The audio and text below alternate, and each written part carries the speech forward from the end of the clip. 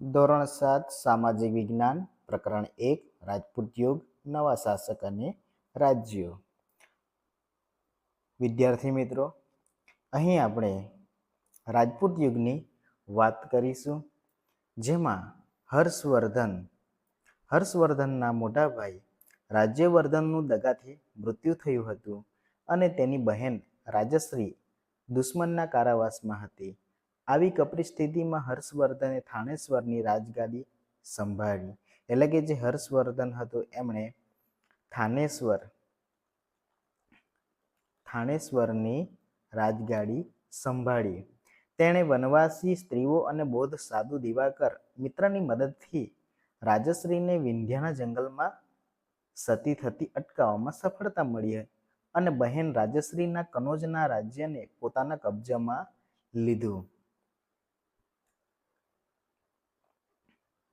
ત્યાર પછી તેણે માળવાના રાજા દેવગુપ્તને હરાવ્યો. થોડા સમય પછી તેણે ગોદ રાજવી શશાંકને પણ હરાવ્યો. આમ ચાલુક્ય વંશના રાજા પુલકેશી બીજા સાથેના યુદ્ધમાં હર્ષવર્ધનનો પરાજય થયો.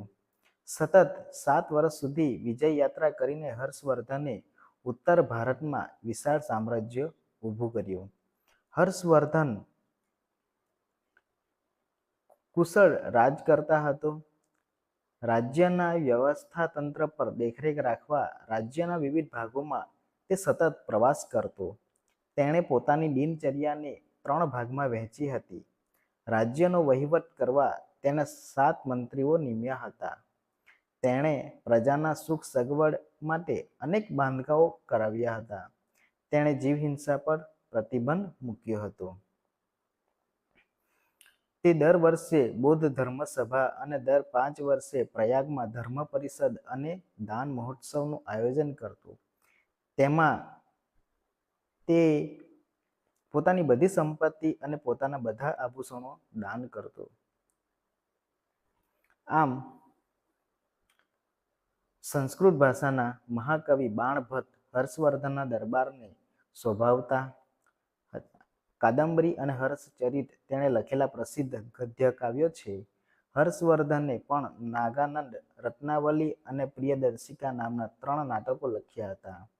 પોતાના રાજ્યની નાલંદા વિદ્યાપીઠના નિભાવ માટે હર્ષવર્ધને 100 ગામો વિદ્યાપીઠને ભેટ આપ્યા હતા. અહીં આપણે હર્ષવર્ધનના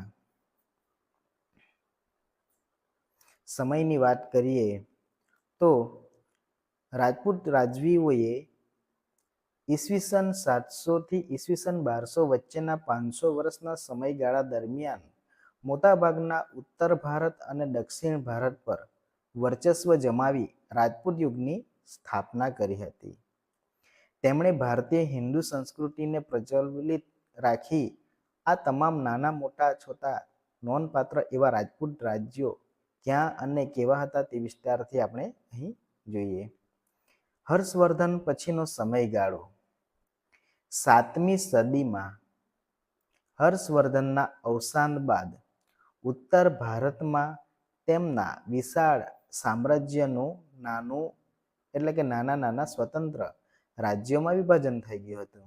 એટલે કે અહીં 7મી સદીમાં હર્ષવર્ધનના અવસાન થયા બાદ ઉત્તર ભારતમાં તેમના વિશાળ સામ્રાજ્ય નાના સ્વતંત્ર રાજ્યોમાં વિભાજન થયું હતું.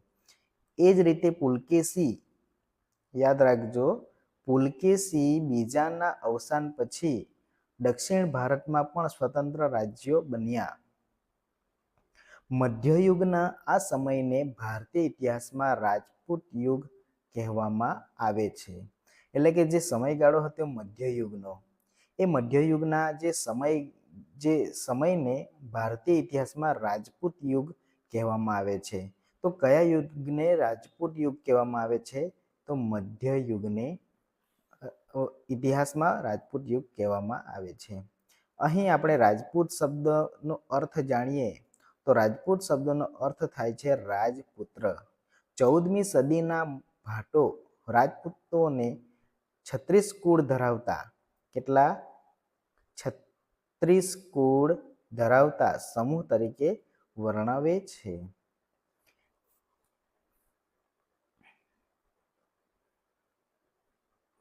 રાજપૂતો બહાદુર હતા, એટલા જ તેકીલા હતા. આપેલા વચન પ્રાણને ભોગે પાડતા, દુશ્મનને પીઠ બતાવતા કરતા તેઓ મૃત્યુ વિશેષ પસંદ કરતા હતા. એટલે કે આ રાજપૂતો એટલા બહાદુર હતા કે એમણે જે વચન આપ્યું એ પાડતા અને દુશ્મનને પીઠ બતાવવા કરતા તે મૃત્યુને પસંદ કરી લેતા હતા. તેઓ ગૌ બ્રાહ્મણ પ્રતિલાલક હતા. શરણે આવેલાનું તેઓ કોઈ પણ ભોગે રક્ષણ કરતા, લડાઈમાં પણ અધર્મ આચરતા નહીં. ભારતની રાજપૂતાણીઓ વીરત્વ માટે વિખ્યાત હતી. પુત્ર અને પતિને હસતા મુખે યુદ્ધમાં વિદાય આપતી. એટલે આ જે રાજપૂતાણીઓ જે છે એ ખૂબ વીરત્વ વિખ્યાત ધરાવતી હતી અને પુત્ર અને પતિને હસતા મુખે યુદ્ધમાં પણ વિદાય આપતી હતી. સતીત્વ, નિડરતા અને સત્ય માટે તે પ્રાણની પણ પરવા કરતી નહીં. જરૂર પડે તો હાથમાં તલવાર લઈને રણ મેદાને નીકળી પડતી. આવી વીરાંગનાઓના અનેક ઉદાહરણો જોવા મળે છે. ભારતના મધ્યયુગીન ઇતિહાસમાં રણધીરા રાજપૂત શાસકોની વીરતા, સાહસ અને શૌર્યના પ્રસંગો નોંધાયેલ છે. આશરે 500 વર્ષ સુધી રાજપૂતોએ ભારતને વિદેશી આક્રમણથી બચાવ્યો હતો. એટલે કે જે રાજપૂતોએ જે છે ભારતને કેટલાક વિદેશી આક્રમણો થતા હતા તો 500 વર્ષ સુધી એમણે ભારતને બચાવ્યું હતું. આવા રાજપૂત વંશો વિશે આપણે અહીં ચર્ચા કરીશું. 7મી સદીના અંત સુધીમાં સામંતશાહી શક્તિઓનો ઉદય થયો. ભારત અનેક નાના મોટા ભાગમાં વહેંચાઈ ગયો. દેશમાં અનેક રાજપૂત રાજવંશોનો ઉદય થયો. આ સમયને મધ્યયુગ કહેવામાં આવે છે. એટલે કે આ જે સમયગાળો જે છે કે દેશમાં જે 7મી સદી હતી એ 7મી સદીના અંતમાં સામંતશાહી શક્તિઓનો ઉદય થયો હતો 7મી સદીમાં.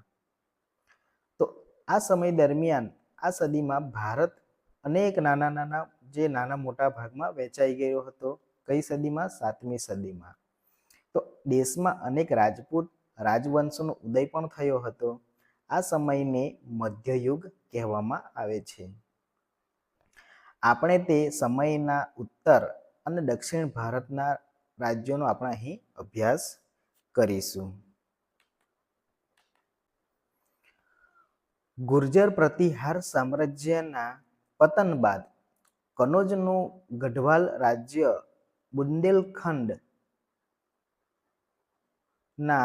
ચંડેલો, માળવાનું પરમાર રાજ્ય, અણહિલવાડનું ચૌલુક્ય રાજ્ય, દાહોલનું ચેદીરા રાજ્ય અને શાકભારીનું ચૌહાણ રાજ્ય, દક્ષિણ રાજસ્થાનનું ગોહિલ રાજ્ય સ્થાપિત થયા. એટલે કે વિદ્યાર્થી મિત્રો અહીં આપણે કે જે વાત કરવાની જે છે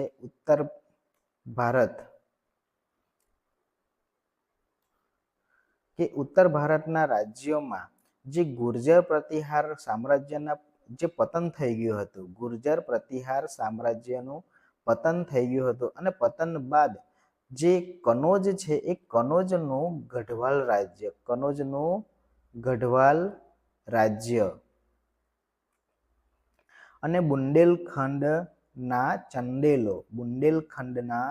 ચંડેલો, માળવાનું પરમાર રાજ્ય, અણહિલવાડનું ચૌલુક્ય રાજ્ય અને દાહોલનું ચેદીરા રાજ્ય, શાકંભરીનું ચૌહાણ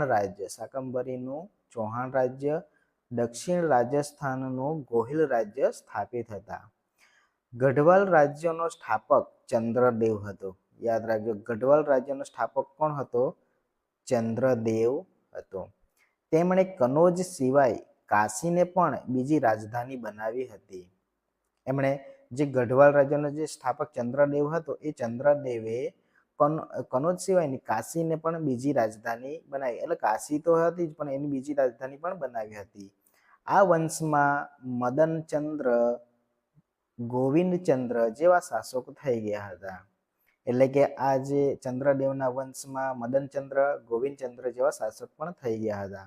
જેમાં ગોવિંદચંદ્ર આ કુળનો સૌથી પ્રતાપી, યાદ રાખજો કે જે ગઢવાલ રાજ્યનો સ્થાપક ચંદ્રદેવ હતો એના સમયમાં એટલે કે મદનચંદ્ર, ગોવિંદચંદ્ર જેવા શાસક થઈ ગયા હતા. જેમાં ગોવિંદચંદ્ર એ કુળનો સૌથી પ્રતાપી અને પરાક્રમી રાજા હતા. ગોવિંદચંદ્ર, બરાબર. તેણે ગજનીના આક્રમણને અટકાવ્યું તેમજ અનેક બૌદ્ધ વિહારોનો જીર્ણોદ્ધાર કરાવ્યો હતો. ઉત્તર ભારતના અન્ય શાસકોમાં બુંદેલખંડના ચંદેલોનો સમાવેશ થાય છે. જે ઉત્તર ભારતની આપણે અહીં વાત કરી રહ્યા છીએ, તો ઉત્તર ભારતના બીજા જે શાસકની વાત કરીએ તો એમાં બુંદેલખંડના ચંદેલોનો પણ સમાવેશ થાય છે. હવે આ બુંદેલખંડ પ્રદેશનું ચંદેલોના આ રાજ્ય પાછળથી જોજક ભુક્તિના નામથી પણ ઓળખાયું.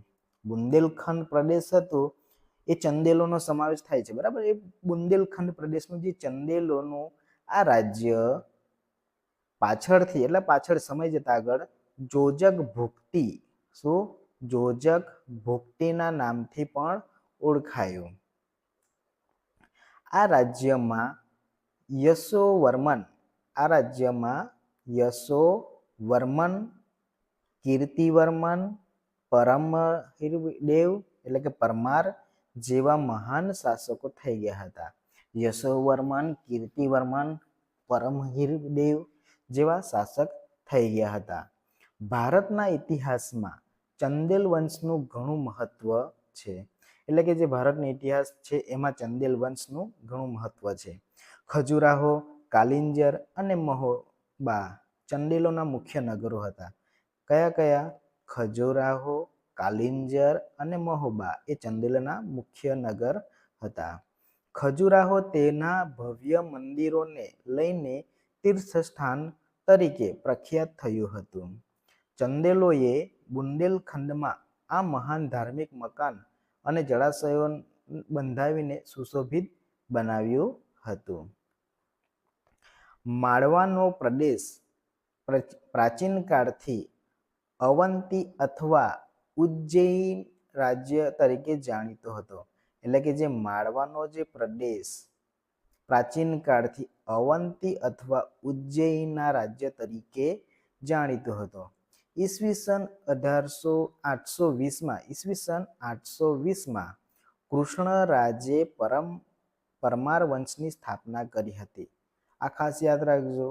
ઈસવીસન 820માં કૃષ્ણરાજે પરમાર વંશની સ્થાપના કરી હતી. એટલે કે કૃષ્ણરાજે પરમાર વંશની સ્થાપના ક્યારે કરી હતી? ઈસવીસન 820માં. પરમાર વંશની સ્થાપના કોણે કરી હતી? તો કૃષ્ણરાજે. એટલે બે પ્રકારે આપણને સવાલ આવી શકે છે. હવે આ પરમાર વંશની સ્થાપના કરી તો પરમાર વંશમાં સિયક, મુજ, ભોજ જેવા મહાન શાસકો પણ થઈ ગયા હતા. એટલે કે પરમાર વંશની સ્થાપના કરી તો પરમાર વંશમાં સિયક, મુજ, ભોજ જેવા મહાન શાસકો થઈ ગયા હતા. ભોજ પરમાર વંશનો સૌથી શ્રેષ્ઠ રાજા હતો. એટલે કે પરમાર વંશમાં જે સૌથી શ્રેષ્ઠ રાજા હોય તો એ કોણ હતો? ભોજ હતો. કોણ હતો? ભોજ હતો. તેની ખ્યાતિ ભારતના એક આદર્શ લોકપ્રિય રાજા તરીકેની હતી. એટલે કે જે ભોજ રાજા હતો એ ભોજ રાજા એક આદર્શ લોકપ્રિય રાજા હતા. રાજા ભોજે ધારાનગરીમાં એક મહાશાળાની પણ સ્થાપના કરી હતી. એટલે કે રાજા ભોજે એના સમય દરમિયાનમાં એક મહાશાળાની પણ સ્થાપના કરી હતી.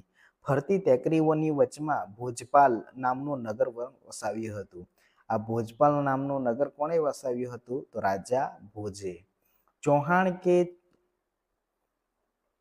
ચાહમાન વંશના અનેક રાજપૂત સરદારો ગુજરાત અને રાજસ્થાનના વિવિધ ભાગોમાં રાજ્ય કરતા હતા. એમાંની એક શાખા 8મી સદીમાં સાંભર સરોવર નજીક શાકંભરી એટલે કે જે અજમેરની ઉત્તરે આવેલ સાંભર નામના સ્થળે રાજ્ય કરતી હતી. શાકંભરીના ચાહમાન વંશનો સ્થાપક વાસુદેવ હતો. શાકંભરીના ચાહમાન વંશનો સ્થાપક કોણ હતો? વાસુદેવ હતો. 12મી સદીમાં આરંભમાં અજયરાજ શાકંભરી ગાદી ઉપર બેઠો હતો. એટલે કે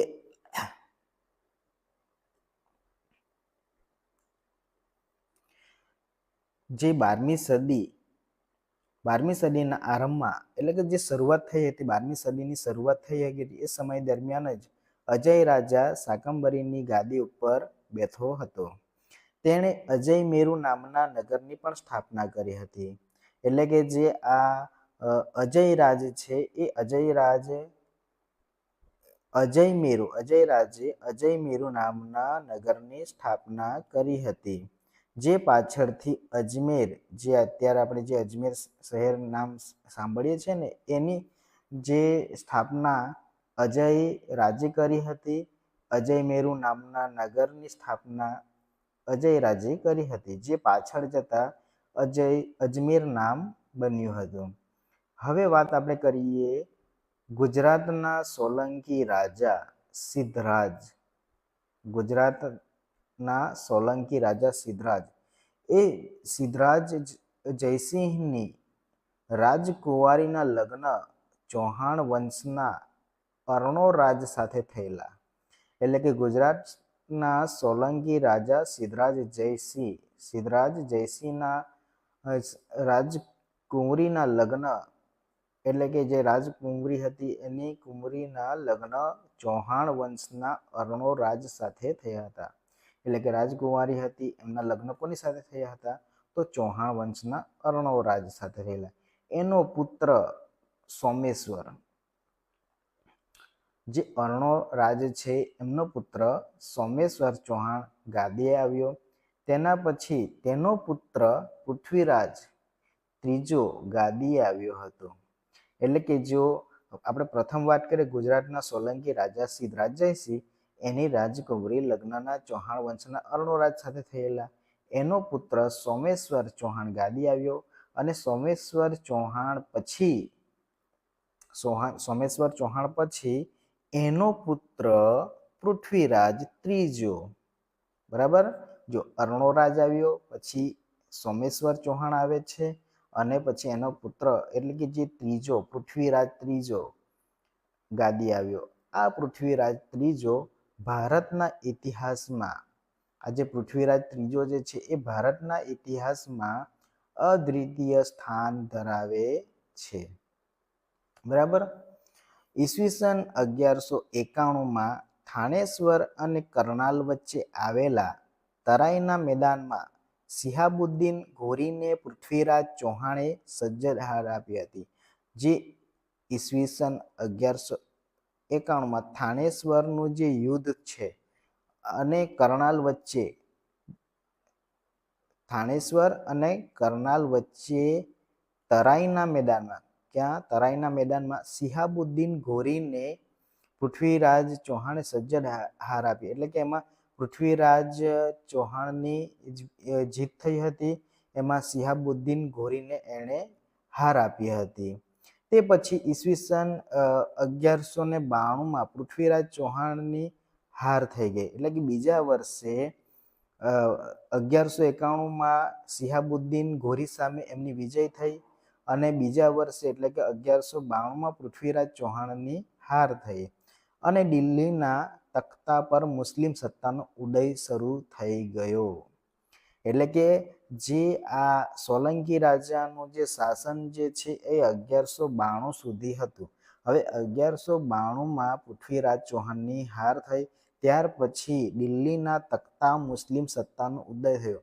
આથી તરાઈની લડાઈ ભારતીય ઇતિહાસમાં સીમાચિહ્ન રૂપ ગણાય છે. કેમ કે ત્યાર પછી જે છે એ સત્તા બદલાઈ છે. 1192 પછી મુસ્લિમ રાજ શરૂઆત થાય છે. બરાબર. અહીં આપણે આગળ જોઈએ તો રાજપૂત યુગના શાસકોમાં જે શાસકોનું વિશેષ સ્થાન છે. રાજપૂત યુગમાં ગુજરાતના શાસકોનું વિશેષ સ્થાન છે. 8મી સદીમાં ગુર્જર પ્રતિહારોનું રાજ્ય હતું. 8મી સદીમાં જે ગુર્જર પ્રતિહાર છે એમનું રાજ્ય હતું. 8મી સદીના મધ્યમાં આશરે ઈસવીસન 756માં સરસ્વતી નદીના કિનારે વનરાજ ચાવડાએ અણહિલવાડ પાટણની શરૂઆત કરી હતી. આ ખાસ યાદ રાખજો કે જે ઈસવીસન 756માં સરસ્વતી નદીના કિનારે વનરાજ ચાવડા, કોણ? વનરાજ ચાવડાએ અણહિલવાડ પાટણની શરૂઆત કરી હતી. ફરી એકવાર જોઈ લઈએ. ઈસવીસન 756માં સરસ્વતી નદીના કિનારે વનરાજ ચાવડાએ અણહિલવાડ પાટણની શરૂઆત એટલે કે સ્થાપના કરી હતી.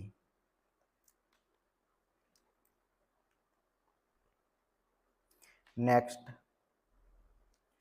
અહીં આપણે વાત કરીશું કે પોતાના બાળ મિત્ર અણહિલ ભરવાડ એટલે કે જે વનરાજ ચાવડાએ અણહિલવાડની સ્થાપના કરી, ત્યાં પોતાના બાળ મિત્ર અણહિલ ભરવાડ ના નામ ઉપરથી એટલે એનો જે મિત્ર હતો એ મિત્રના નામ ઉપરથી એમના મિત્રનું નામ હતું અણહિલ ભરવાડ. અણહિલ ભરવાડના નામ ઉપરથી વનરાજ ચાવડાએ જે નવી નગરી હતી એ નવી નગરીનું નામ અણહિલવાડ પાટણ રાખેલું હતું. તો અણહિલવાડ પાટણ એ કઈ રીતના નામ પડ્યું હતું? તો એમનો પુત્ર હતો, એમનો પુત્ર નહીં પરંતુ એમના મિત્ર હતો, બાળપણનો મિત્ર હતો. મિત્રનું નામ હતું અણહિલ. બરાબર, શું નામ હતું? અણહિલ હતું. એ અણહિલ ભરવાડ હતો. એમના નામ ઉપરથી જ વનરાજ ચાવડાએ નવી નગરીનું નામ અણહિલવાડ પાટણ રાખેલ એવી માન્યતા છે. આ સમયે ગુજરાતમાં સૌરાષ્ટ્ર અને કચ્છમાં ચાવડા વંશના શાસકો હતા. તો અહીં તમે જોઈ શકો છો ચિત્રમાં પણ કે વનરાજના જે રાજ્યાભિષેક અણહિલવાડ પાટણની અહીં સ્થાપનાનું એક ચિત્ર અહીં તમને દર્શાવવામાં આવ્યું છે. આ શાસકોમાં જેમાં વધવાણ, દીવ, ઓખામંડળ, પાટગઢ એટલે કે લખપત, ભદ્રાવતી વગેરેનો સમાવેશ થાય છે.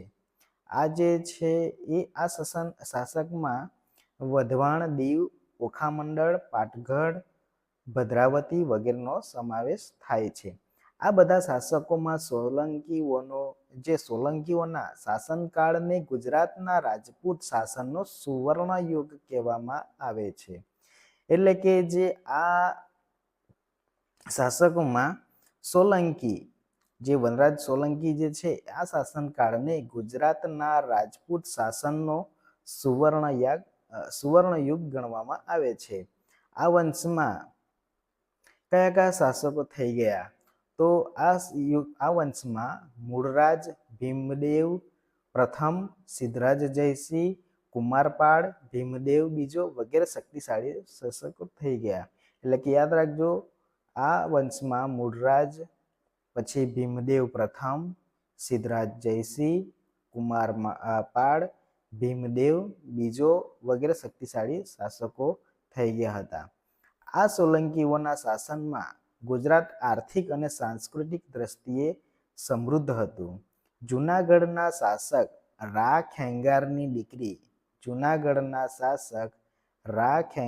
દીકરી ઉદયમતીના લગ્ન કોની સાથે થયા હતા? તો જૂનાગઢના શાસક રા ખેંગારની દીકરી ઉદયમતીના લગ્ન ભીમદેવ સોલંકી સાથે થયા હતા. રાણી ઉદયમતીએ પાટણમાં વિશ્વ પ્રસિદ્ધ વાવ બનાવી હતી.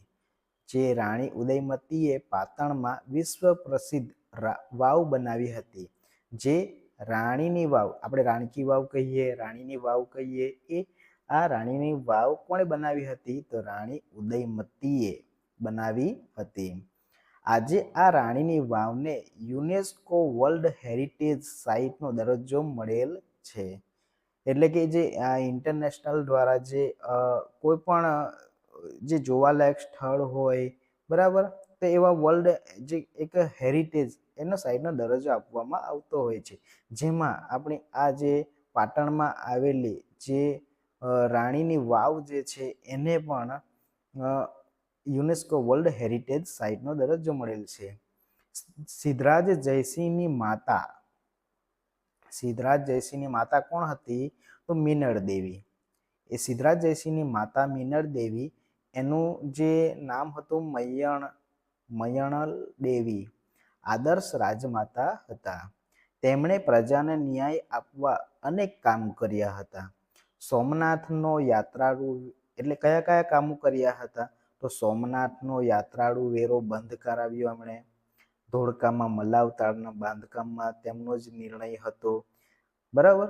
સિદ્ધરાજ જયસિંહે કલિકાલ સર્વજ્ઞ હેમચંદ્રાચાર્યજી પાસે સિદ્ધ હેમ શબ્દાનુશાસન નામના સમૃદ્ધ ગ્રંથની રચના કરાવી હતી.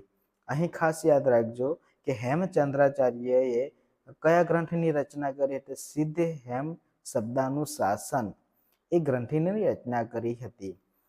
આ ગ્રંથની નગરમાં હાથી ઉપર શોભાયાત્રા કાઢી હતી. હવે આ ગ્રંથની રચના કરી પણ ત્યારબાદ જે ગ્રંથની નગરમાં જે આ ગ્રંથ છે સિદ્ધ હેમ શબ્દાનુશાસન, એ ગ્રંથની નગરમાં હાથી ઉપર શોભાયાત્રા કાઢી હતી. એટલે કે હાથી ઉપર આ ગ્રંથ મૂકીને પછી એની શોભાયાત્રા કાઢવામાં આવી હતી. ત્યારે પાટણનો રાજા આમ પ્રજાની સાથે ચાલ્યો હતો. એટલે કે એ સમયે આ જે રચના કરી હતી અને શોભાયાત્રા કાઢી હતી, ત્યારે એ સમયનો રાજા આમ પ્રજાની સાથે પણ એણે ચાલ્યો હતો. કુમારપાળ પ્રજા કલ્યાણી શાસક હતો અને આચાર્ય હેમચંદ્રાચાર્ય તેના ઉપર ઘણો પ્રભાવ હતો. તેમની પ્રેરણાથી રાજા કુમારપાળે રાજ્યમાં જુગારની રમત, પશુવધ ઉપર પ્રતિબંધ મૂક્યો હતો અને અહિંસાના પાલન માટે કડક આજ્ઞાઓ કરી હતી. કુમારપાળ ચરિત્ર ગ્રંથ લખીને, કુમારપાળ એક ગ્રંથ છે કુમારપાળ ચરિત્ર, એ નામનો ગ્રંથ લખીને હેમચંદ્રાચાર્યજીએ આ રાજાની પ્રતિષ્ઠામાં વધારો કરેલ છે. હવે આ જે કુમારપાળ બાદ રાજગાદીએ અજયપાળ આવે છે. કુમારપાળનું શાસન પછી એ રાજગાદીએ કોણ આવે છે? અજયપાળ આવે છે. એ પાટણની ગાદીએ આવ્યો. લગભગ 4 વર્ષના શાસન બાદ, કેટલા? 4 વર્ષના શાસન બાદ એમનું પણ અવસાન થઈ જાય છે. એટલે કે અજયપાળનું પણ અવસાન થઈ જાય છે અને ગુજરાતની રાજગાદી ઉપર તેનો પુત્ર અજયપાળનો જે પુત્ર મૂળરાજ બીજો આવ્યો. એટલે કે કુમારપાળ પછી અજયપાળ આવે છે. અજયપાળનું 4 વર્ષ બાદ મૃત્યુ થાય છે અને એનો પુત્ર મૂળરાજ બીજો આવે છે. ઈસવીસન 1178ની આસપાસ શિહાબુદ્દીન ગોરી હતો, એ ગોરીએ ગુજરાત પર ફરી પાછું એણે આક્રમણ કર્યું. બરાબર. ત્યારે મૂળરાજ જે અત્યારે જે હાલમાં મૂળરાજ જે એ ગાદીએ હતો, તો મૂળરાજ બીજાએ એની ઉંમર નાની હતી. મૂળરાજ બીજાએ નાની ઉંમરે તેમનો સામનો કરીને તેને હરાવ્યો હતો. તો આ સમયે પણ શિહાબુદ્દીન ગોરીની હાર થઈ. એમણે નાની ઉંમર સમજીને મૂળરાજ બીજાની સામે એમણે સામનો કર્યો, પરંતુ મૂળરાજ બીજાએ પણ એમની નાની ઉંમર એ તેમનો સામનો કરીને તેમણે હરાવ્યો હતો. આ લડાઈમાં નાડોલના ચાહમાન રાજા કેલ્હણે તથા એના ભાઈ કીર્તિપાલે તેની મદદ કરી હતી. ચલો નેક્સ્ટ.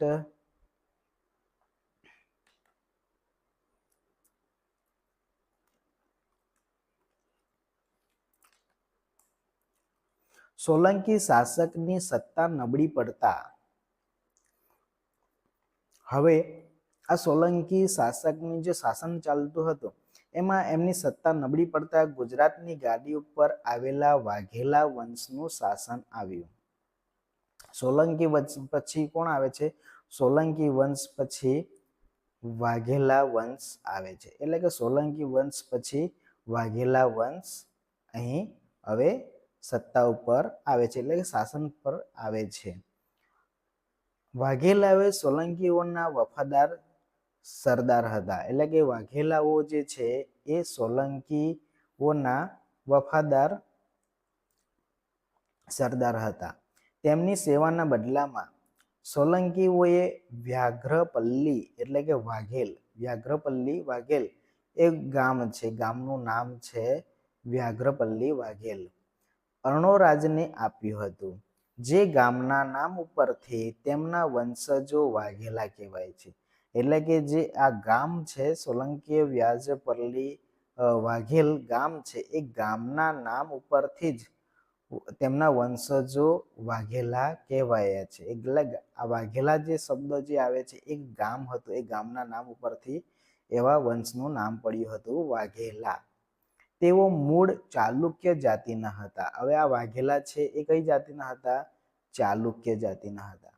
વાઘેલા વંશમાં વીર ધવલ, વિસળદેવ, અર્જુનદેવ, સારંગદેવ જેવા શાસકોએ ગુજરાતનું શાસન કરી સારી રીતે ચલાવ્યું. વીર ધવલના શાસનકાળમાં ગુજરાતને વસ્તુપાળ, તેજપાળ જેવા સમર્થ મંત્રીઓ પણ મળ્યા હતા. એટલે કે જે વીર ધવલ છે એ વીર ધવલના શાસનકાળ દરમિયાન ગુજરાતને બે સમર્થ મંત્રીઓ, એ બે સમર્થ મંત્રીઓ એટલે કયા? વસ્તુપાળ અને તેજપાળ. વસ્તુપાળ અને તેજપાળ જેવા સમર્થ મંત્રીઓ પણ મળ્યા હતા. કોના શાસનકાળમાં? વીર ધવલના શાસનકાળમાં.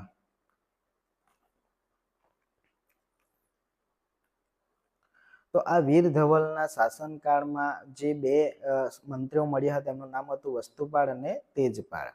આ મંત્રીઓની કુનેહના કારણે ગુજરાત મુસ્લિમના આક્રમણોથી બચ્યું હતું. એટલે આ જે બે મંત્રીઓ કોણ? વસ્તુપાળ અને તેજપાળ, એ મંત્રીઓ એમની હોશિયારીના કારણે જ ગુજરાત જે છે એ મુસ્લિમોના આક્રમણથી બચ્યું હતું. વાઘેલા વંશના છેલ્લા શાસક, વાઘેલા વંશનો છેલ્લો શાસક કોણ? કર્ણદેવ વાઘેલા. વાઘેલા વંશનો છેલ્લો શાસક કર્ણદેવ વાઘેલા હતો. હવે એ વાઘેલા વંશનો જે છેલ્લા શાસક કર્ણદેવ વાઘેલાના સમયમાં ઈસવીસન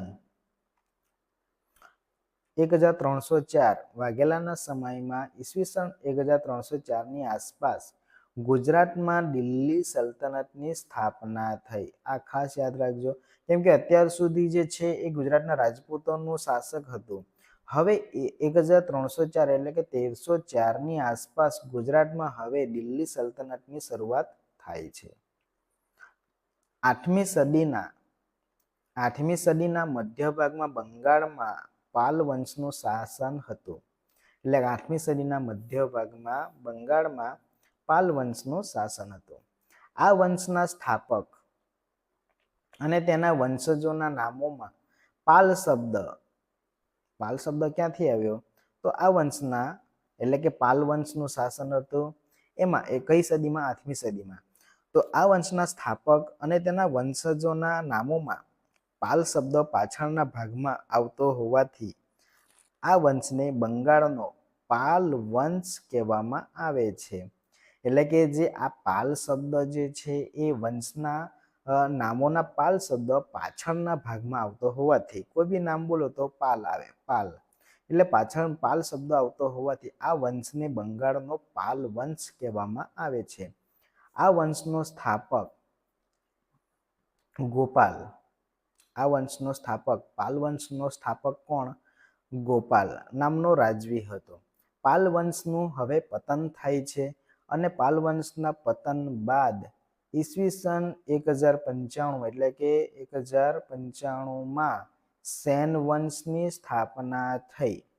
પાલ વંશના પતન બાદ ઈસવીસન 1095માં સેન વંશની સ્થાપના થઈ. આ વંશમાં વિજયસેન પ્રથમ નોંધપાત્ર રાજા હતો. પાલ વંશનું પતન થયા બાદ સેન સેન વંશની શરૂઆત થાય છે, એટલે કે સ્થાપના થાય છે. આ સેન વંશના વિજય સેન કોણ પ્રથમ રાજા કોણ હતો? સેન વંશનો પ્રથમ રાજા વિજય સેન. તેના પુત્ર બલ્લાલ સેને દાન સાગર અને અદ્ભુત સાગર નામના ગ્રંથો પણ રચ્યા હતા. એનો પુત્ર બલ્લાલ સેન દાન સાગર અને અદ્ભુત સાગરના ગ્રંથો પણ રચ્યા હતા. એટલે યાદ રાખજો, સેન વંશની સ્થાપના ક્યારે થઈ હતી? પાલ વંશના પતન બાદ ઈસવીસન 1095માં. અને પ્રથમ રાજા કોણ હતો? તો વિજય સેન. આ વિજય સેનનો પુત્ર બલ્લાલ સેન. વિજય સેનનો પુત્ર કોણ? બલ્લાલ સેને. એમણે બે ગ્રંથોની રચના કરી હતી. એક ગ્રંથ હતો દાન સાગર અને બીજો ગ્રંથ હતો અદ્ભુત સાગર. હવે કર્ણદેવ વાઘેલા પાસેથી ગુજરાત જીતી લીધા બાદ, કારણ કે જે સોલંકી વંશનું જે છેલ્લું શાસન એ કર્ણદેવ વાઘેલા હતા, બરાબર ને? એ કર્ણદેવ વાઘેલાના સમયમાં, એટલે કે 1304ની આસપાસ અહીં પતન થઈ ગયું હતું કર્ણદેવ વાઘેલાનું શાસન. હવે આ કર્ણદેવ વાઘેલાના પતન બાદ અહીં આપણે ગુજરાતમાં દિલ્હી સલ્તનતની સ્થાપના શરૂઆત થાય છે. ત્યારે એમની પાસેથી ગુજરાત જીતી લીધા પછી દિલ્હીના સુલતાન નાઝીમોની નિમણૂક થઈ. બરાબર? દિલ્હીના સુલતાન નાઝીબો એટલે કે સુબાની નિમણૂક કરવામાં આવી. તેના દ્વારા રાજ્યનો વહીવટ થતો હતો. ઈસવીસન 1407માં જફર ખાન અને મુઝ્ઝફર શાહ 1407 બોલો કે 1407માં જફર ખાન અને મુઝ્ઝફર શાહ નામ ધારણ કરીને સુલતાન બન્યો. બરાબર? તો આ વંશમાં 14 સુલતાનો થઈ ગયા. કેટલા? 14 સુલતાનો થઈ ગયા. કયા વંશમાં? તો આ જે સુલતાન જે છે એ સલ્તનતની સ્થાપના થઈ એમાં સુલતાન નાઝીમોની એટલે કે સુબાની નિમણૂક કરવામાં આવી. અને એ જે સુબો જે છે એ બધો રાજ્યનો વહીવટ કરતો હતો. અને એ પછી એના પછીના વર્ષ દરમિયાન એટલે કે 1407માં જફર ખાન મુઝ્ઝફર શાહ નામ ધારણ કરે. જફર ખાન મુઝ્ઝફર શાહ આ નામ ધારણ કરીને સુલતાન બન્યો.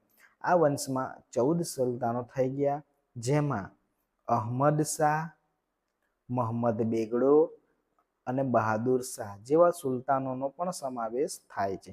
આ 14 સુલતાનો થઈ ગયા, એમાં અહમદ શાહ, મોહમ્મદ બેગડો અને બહાદુર શાહ પણ હતા. 16મી સદીમાં, હવે આ જે 16મી સદી આવે છે એ 16મી સદી પછી એટલે કે આ સમય દરમિયાન આ સદીમાં એટલે કે 16મી સદીમાં ગુજરાતમાં મુઘલ શાસનની શરૂઆત થતા. કઈ સદીમાં? મુઘલ શાસનની શરૂઆત કઈ સદીમાં થઈ હતી? 16મી સદીમાં. સલ્તનત કાળ પૂરો થઈ ગયો, એટલે કે જે મુઘલ શાસનની શરૂઆત થાય એ પહેલા સલ્તનત કાળ હતો. હવે આ સલ્તનત કાળનો એન્ડ આવે છે અને મુઘલ શાસનની શરૂઆત થાય છે. દક્ષિણ ભારતના રાજ્યોમાં અત્યાર સુધી આપણે જોતા હતા એ ઉત્તર ભારતના રાજ્યોની વાત કરી હતી. તો અહીં આપણે એક જાણવા માટેનો પ્રશ્ન છે કે વનરાજ ચાવડાએ અણહિલવાડ પાટણની જે સ્થાપના તો કરી, એ આપણે એ પણ જોયું કે એનો જે બાળપણનો મિત્ર હતો અણહિલ, એમના નામ પરથી અણહિલવાડ પાટણની સ્થાપના કરી હતી. તો અણહિલવાડ પાટણ તો અહમદ શાહે અમદાવાદ વસાવ્યું. વનરાજ ચાવડાએ અણહિલવાડ પાટણ વસાવ્યું, તો અહમદ શાહે શું વસાવ્યું? અમદાવાદ વસાવેલું.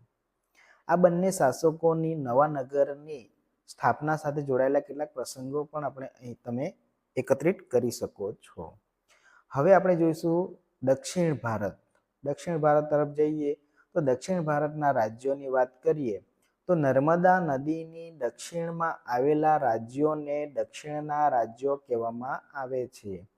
નર્મદા નદી છે એની દક્ષિણમાં આવેલા જેટલા રાજ્યો છે એ બધા રાજ્યોને દક્ષિણના રાજ્યો કહેવામાં આવે છે. 8મી સદીમાં ઉત્તર ભારતની જેમ જ દક્ષિણ ભારતમાં પણ અનેક નાના મોટા રાજવંશો સ્વતંત્ર થયા. તેમાંથી ચાલુક્ય, રાષ્ટ્રકૂતો, પલ્લવ, ચોલ, પાંડ્ય, ચેર જેવા રાજવંશો વિશે ટૂંકમાં જાણકારી અહીં આપણે મેળવીએ. તો સૌપ્રથમ આપણે અહીં જે ચાલુક્ય, રાષ્ટ્રકૂતો, પલ્લવ, ચોલ, પાંડ્ય જેવા રાજવંશો છે એમાં આપણે સૌપ્રથમ જે ચાલુક્ય વંશ છે એની અહીં આપણે વાત કરીએ. તો ચાલુક્ય વંશમાં પ્રથમ રાજા જયસિંહ હતો. ચાલુક્ય વંશનો પ્રથમ રાજા કોણ હતો?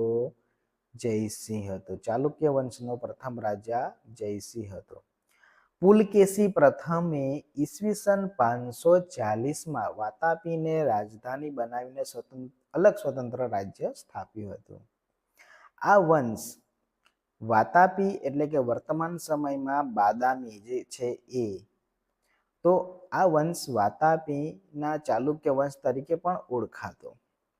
આ વંશમાં કીર્તિવર્મન, પુલકેશી પ્રથમ, પુલકેશી બીજો જેવા મહત્વના શાસકો થઈ ગયા. વાતાપીના ચાલુક્યની સત્તા નબળી પડી ગઈ ત્યારે તેમની એક શાખા કૃષ્ણા અને ગોદાવરી નદીના વચ્ચેના પ્રદેશમાં સ્થાપિત થઈ. તેનો સ્થાપક વિષ્ણુવર્ધન હતો. એટલે કે જે ચાલુક્યની સત્તા નબળી પડી ગઈ ત્યારે તેમની એક શાખા કૃષ્ણા અને ગોદાવરી જે નદી છે, કૃષ્ણા અને ગોદાવરી નદીના વચ્ચેનો જે પ્રદેશ છે એ પ્રદેશમાં સ્થાપિત થઈ ગયો. હવે આ સ્થાપના કરનાર કોણ હતો? તો વિષ્ણુવર્ધન હતો.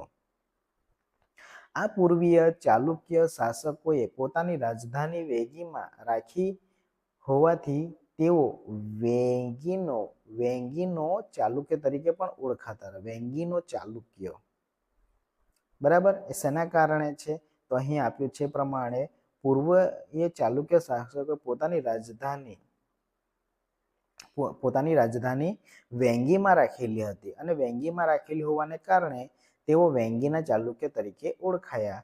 વાતાપી અને વેંગીની જેમ જ કલ્યાણીમાં પણ ચાલુક્ય વંશની એક શાખા હતી. આ ચાલુક્ય કલ્યાણીના ચાલુક્ય તરીકે ઓળખાયા. દક્ષિણમાં ચાલુક્ય વંશની પડતી થઈ ત્યારે રાષ્ટ્રકૂટ વંશની સ્થાપના એટલે કે સત્તાનો ઉદય થયો હતો. જ્યારે દક્ષિણ ચાલુક્ય વંશની પડતી થઈ ગઈ ત્યારે રાષ્ટ્રકૂટ વંશની સત્તાનો ઉદય થયો. એટલે કે રાષ્ટ્રકૂટ વંશ, તો રાષ્ટ્રકૂટ વંશ જે છે એની સત્તાનો ઉદય થયો હતો. ક્યારે? ચાલુક્ય વંશની એન્ડ પછી. આ વંશનો સૌથી પ્રથમ એટલે કે રાષ્ટ્રકૂટ વંશનો સૌથી પ્રથમ રાજા ઇન્દ્ર પ્રથમને માનવામાં આવે છે. ગોવિંદ ત્રીજો રાષ્ટ્રકૂટ વંશનો શાસકમાં સૌથી વધુ શક્તિશાળી શાસક હતો.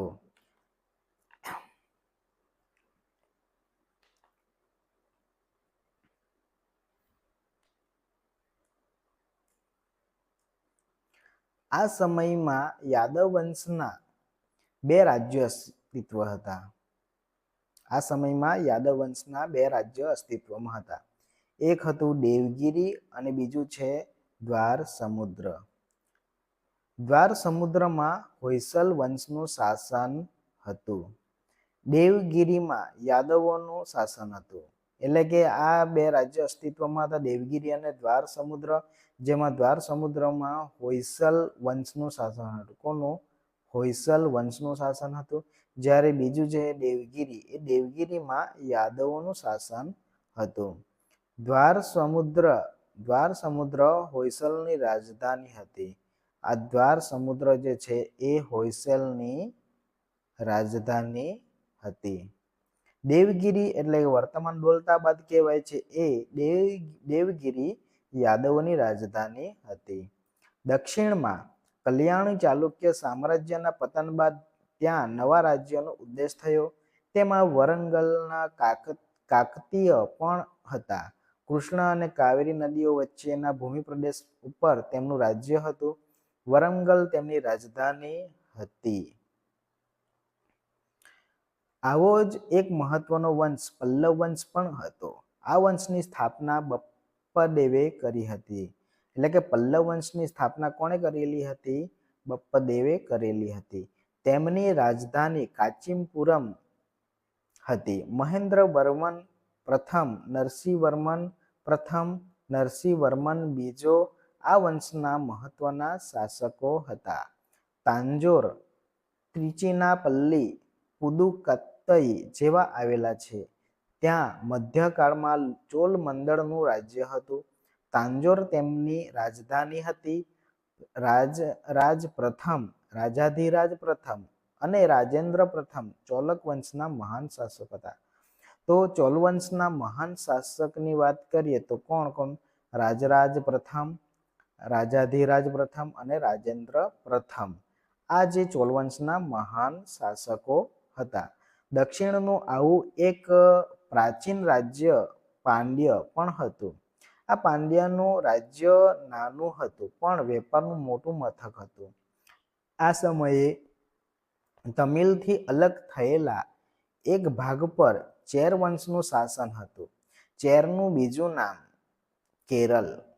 અત્યારે જે આપણે કેરળ જે કહીએ છીએ એ એનું પહેલા ત્યાં શાસન ચાલતું હતું ચેર વંશ, અને ચેર વંશ પરથી જ એમનું આ જે કેરળ છે એમનું નામ ચેર પડ્યું હતું. અને ચેરલનું બીજું નામ કેરળ કહેવાય છે, એટલે કે મલાયલ. બરાબર, મલાયલમ. અયન ચેર વંશનો પ્રથમ શાસક હતો. ચેર વંશનો પ્રથમ શાસક કોણ હતો? તો અયન. કોણ હતો? અયન હતો.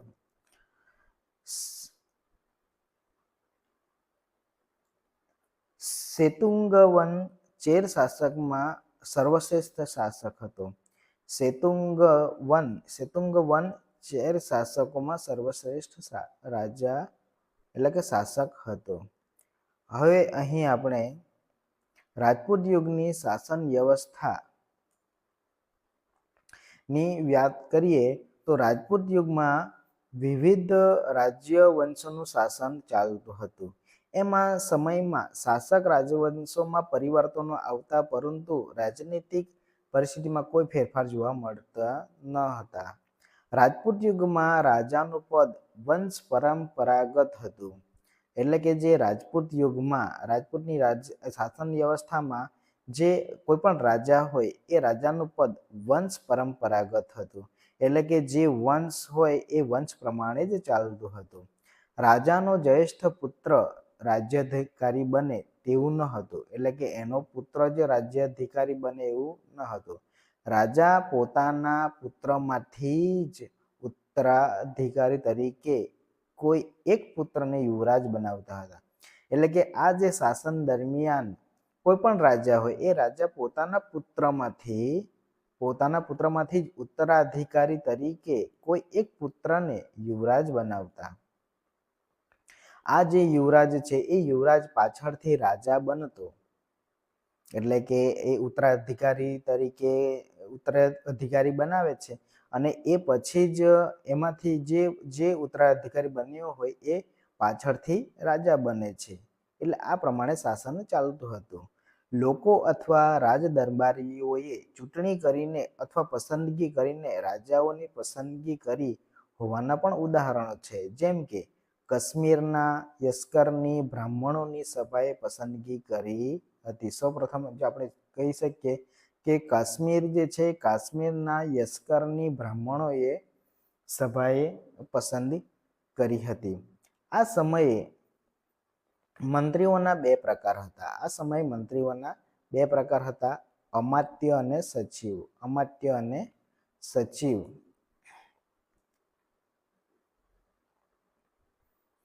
આમાં આજે અમાત્યનું કાર્ય મંત્રણ રાજનીતિ કરવાનું હતું. જે બે મંત્રીઓને બે પ્રકાર હતા, એમાં જે અમાત્ય છે એ અમાત્યનું કાર્ય શું હતું? તો મંત્રણા અને રાજનીતિ કરવાનું હતું. અને જે સચિવો જે છે સચિવોનું કાર્ય શું હતું? તો લડાઈ તથા સુલેહનું હતું. એટલે આ પ્રમાણે અમાત્યનું કાર્ય મંત્રણા અને રાજનીતિ કરવાનું હતું, જ્યારે સચિવોનું કાર્ય લડાઈ તથા સુલેહનું હતું. દરેક પ્રકારની નીતિનો અંતિમ નિર્ણય રાજા કરતો.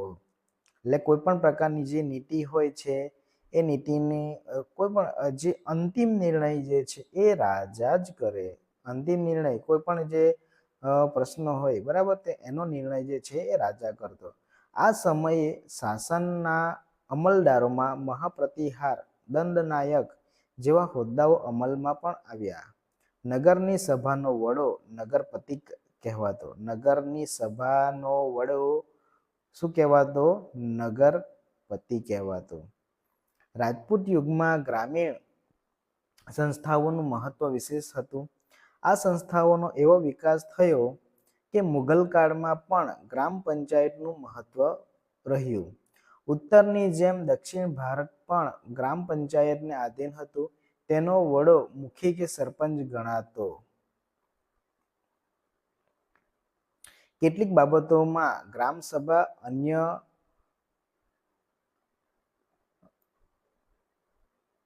ન્યાય આપતી, પરંતુ રાજ્ય શાસનમાં ન્યાયતંત્રનો સર્વોચ્ચ વડો રાજા જ ગણાતો. ત્યાર પછી આ શાસન દરમિયાન વેપાર વાણિજ્ય. તો વેપાર વાણિજ્ય કે કયા હિસાબનું હતું? વેપાર અને વાણિજ્ય. રાજપૂત યુગમાં વાણિજ્ય વ્યવસ્થા ઉપર દેખરેખ રાખવા માટે એક અલગ વિભાગ હતો. એટલે કે આ સમય આ યુગમાં એટલે કે રાજપૂત યુગમાં કોઈ પણ વેપાર વાણિજ્ય હોય એ વેપાર વાણિજ્યના વ્યવસ્થા ઉપર એમની દેખરેખ રાખવા માટે એક અલગ વિભાગ પણ હતો. આ વિભાગ વિદેશ ખાતેના વેપાર ઉપરના જકાત વસૂલ કરવાની, વસ્તુઓના મૂલ્ય ઠરાવવાની અને રાજ્યમાં ઉપયોગી થતી વસ્તુઓ મંગાવવાની વગેરે વ્યવસાય કરતા હતા. આ પ્રમાણે વેપાર પણ ચાલતો હતો. મુખ્ય કર જમીનની ઉપજના 6ઠ્ઠો ભાગ હતો. એટલે કે જે કર લેવામાં આવતો હતો એટલે કે જેટલી જમીન હોય છે એ જમીનની ઉપજના 6ઠ્ઠા ભાગ જેટલો હતો. રાજપૂત યુગમાં જમીન પરનો કર ભાગ નામે ઓળખાતો હતો. રાજપૂત યુગમાં એટલે કે આ યુગમાં જમીન પરનો જે કર જે છે એ કર કયા નામે ઓળખાય છે? ભાગના નામે ઓળખાતો હતો. ભાગના નામે. આજે પણ જમીન પર જે કર લેવાય છે. બંદરો અને નાકા ઉપર તથા સિંચાઈ ઉપર કર ઉઘરાવવામાં આવતો. આ સમયે દરિયા પારના વેપારીઓ માટે ગુજરાતના સ્તંભ સ્ટીર એટલે કે ખંભાત, ભૃગુકંછ બંદરો જાણીતા છે. હવે આપણે જોઈશું ભારત પર વિદેશી આક્રમણો. તો ભારત પર વિદેશી આક્રમણો ક્યારે ક્યારે થયા હતા? 8મી થી 12મી સદી દરમિયાન. 8મી થી 12મી સદીના દરમિયાન ભારતમાં મુસ્લિમ આક્રમણો થઈ ગયા. એટલે કે 12મી સદીમાં ભારતમાં મુસ્લિમો આક્રમણ કરવા લાગ્યા. 8મી સદીમાં અરબ રાજ્ય સત્તાનો વિસ્તાર કરવાનો હેતુથી મુહમ્મદ ઇબ્ન કાસિમે ભારતના ઉત્તર પશ્ચિમ ભાગ પર આક્રમણ કર્યું. વાયવ્ય ખૂણામાંથી સબુકટેગીનના લશ્કરે પણ આક્રમણ કર્યું. એટલે કે વાયવ્ય જે દિશા જે છે, ખૂણા છે એ તરફથી સબુકટેગીનના લશ્કરે પણ આક્રમણ કર્યું. પરંતુ આ આક્રમણો તે સમયે ભારતમાં રાજ્ય સત્તા સ્થાપી ન શક્યા.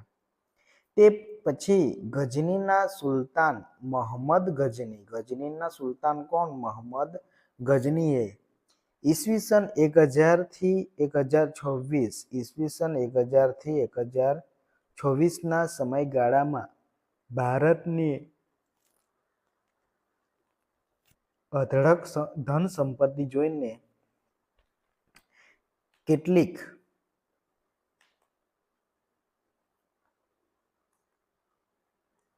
ચડાઈઓ કરી. મહમ્મદ ગઝનીની ચડાઈનું મુખ્ય કારણ ભારતની અઢળક સંપત્તિ હતી. એટલે કે અ, ચડાઈઓ કરી હતી, જેમાં મહંમદ ગઝનીની ચડાઈનું મુખ્ય કારણ શું હતું? તો મહંમદ ગઝનીએ એ ચડાઈ શાના માટે કરી હતી? તો મહંમદ ગઝનીએ અઢળક સંપત્તિ માટે એણે ચડાઈ કરી હતી. તે એક ચડાઈ પછી બીજી ચડાઈ કરતો જતો હતો. એટલે કોઈ પણ માણસ હોય એમને લાલચ લાગે તો એ કંઈક ને કંઈક કરતો હોય, આગળ વધતો જ જાય છે.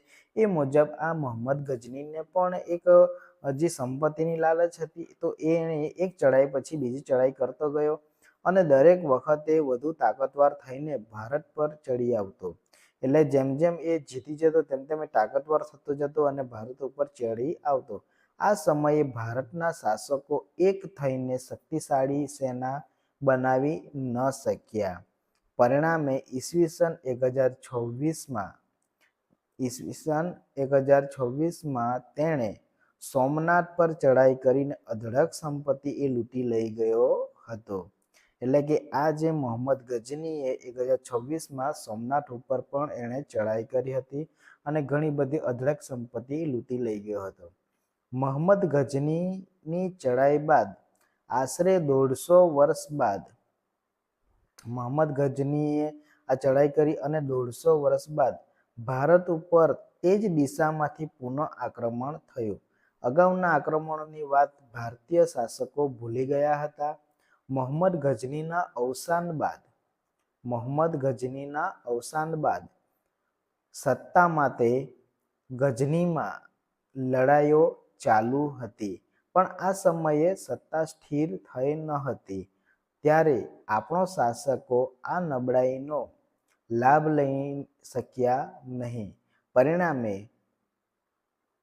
12મી સદીના અંતમાં શિહાબુદ્દીન ઘોરીએ આક્રમણ કર્યું. એટલે કે આ ત્રીજી વાર શિહાબુદ્દીન ઘોરીએ આક્રમણ કર્યું. શરૂઆતમાં તેણે કેટલીક હાર સહન કરવી પડી.